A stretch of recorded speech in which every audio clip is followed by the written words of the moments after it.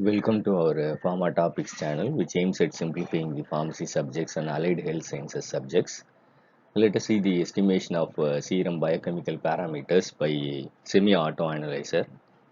Basically, semi-autoanalyzer is used for measurement of various biological functions, such as liver function tests, which measures SGOT, SGPT, bilirubin, renal function tests such as uric acid, creatinine, and measurement of blood urea, nitrogen, and measurement of electrolytes such as sodium, potassium, calcium, magnesium, chloride, and other ions.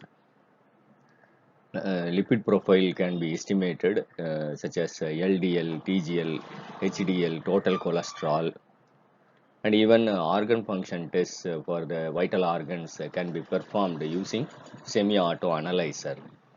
So let us see a methodology how to do SGOT in semi-auto analyzer.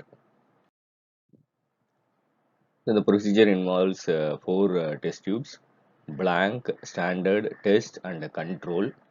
The procedure will be like this: buffered substrate, serum, standard, water, buffer, aniline citrate, serum,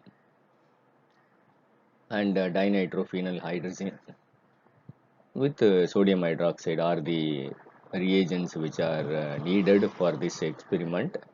We have four test tubes, one blank, standard, test, and control. They will be added.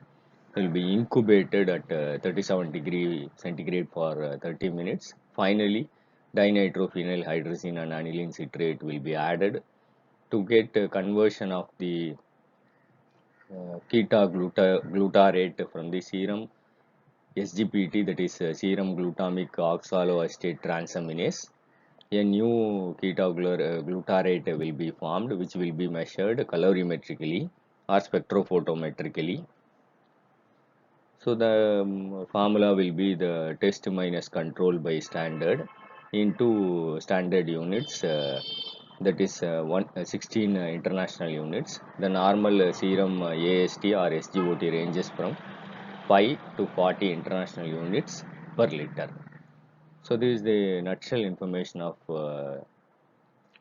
semi-auto analyzer. I hope it will be useful for the pharmacy students.